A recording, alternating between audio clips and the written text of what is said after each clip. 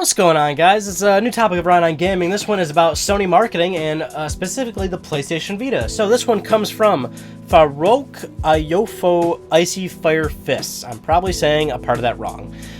He says, Ryan, I have a topic. Why doesn't Sony market their Vita to countries where it would be more profitable? It's doing okayish in the America and Europe and better in Japan, but in other countries where there are several power outages, portable gaming is very, very handy. Key example is my country, Nigeria. We have power outages constantly and for some reason do not have steady power. So being able to charge up and keep playing when there's no power is a major plus. Whereas with a console, which I have experienced many times, power outages means a loss of save data and possibly corruption of the hardware and software. So yeah, I totally see what you're saying. So the big thing here is that Sony doesn't do that because Nigeria, for example, is nowhere near the size of America or Europe or Japan. It's about market size. Sony only has so much money. Granted, it's a lot of money, but they of course want to not spend more than they're actually making. So it makes sense to focus on major territories, much like every other product that comes out, much like any other hardware manufacturer, whether it doesn't have to be games. It could be in the television business, the computer business, Apple with iPhone and everything, smartphones, like anything you can possibly imagine. North America is a major market. Europe is a major market. Japan is a major market.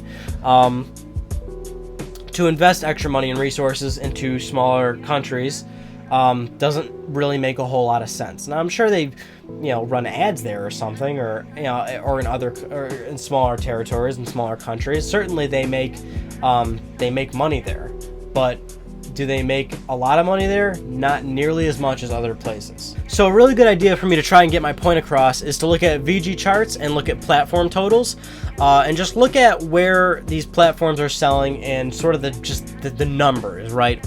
For example, PlayStation 2, the number one most sold console ever, 53 million units in North America, 55 million units in Europe, 23 million units in Japan. Rest of the world is 25 million units. Now that's the rest of the world.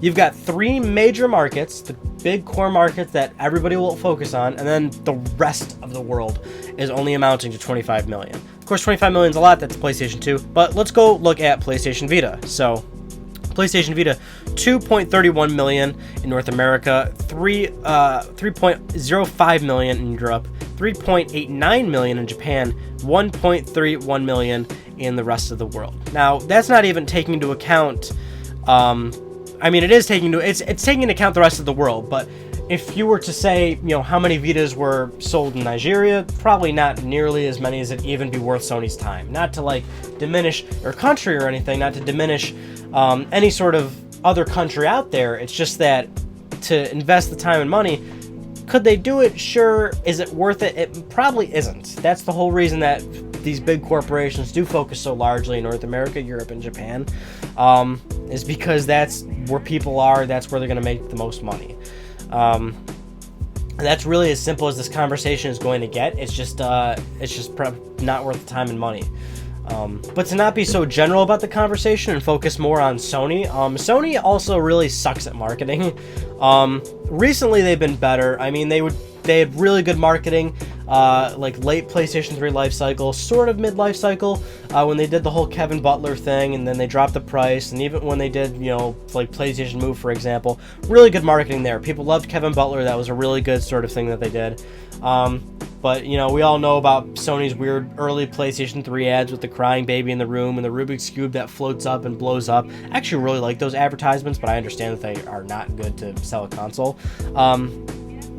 PS9 was a really good commercial Sony did. Sony has good commercials and marketing, but most of the time they don't have good marketing, and most of the time they don't market at all. A big example is near the end of PlayStation 3's life cycle, Sony was consistently releasing fantastic exclusives, and they weren't marketing them at all. Not at all.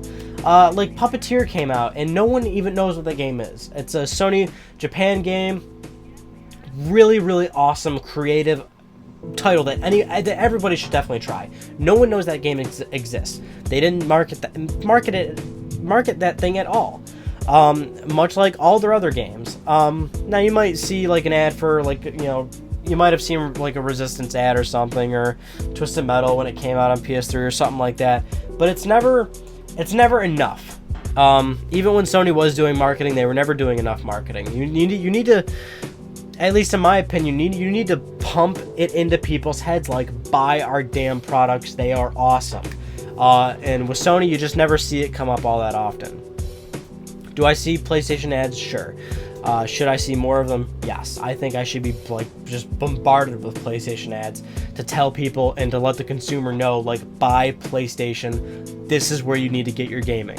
Like, this is it. And I don't think Sony does that. And you know, at least with PlayStation Vita, and this will probably be a separate topic down the road, because I could spend way longer than like 10 minutes talking about it, but Sony has openly acknowledged that PlayStation Vita is not going to sell hundreds of millions of systems.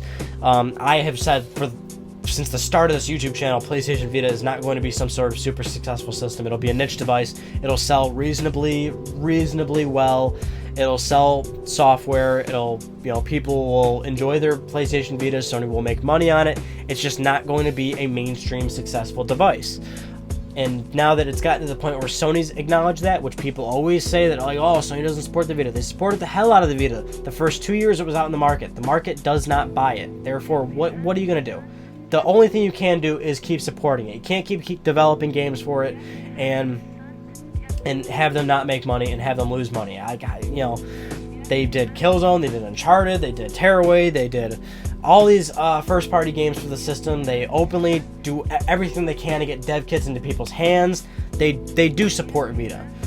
It just was not something the market bought, so they can't justify supporting it to the way that people want it to be supported. But they still manufacture the system. They'll still let people make games for it. They'll still sell it.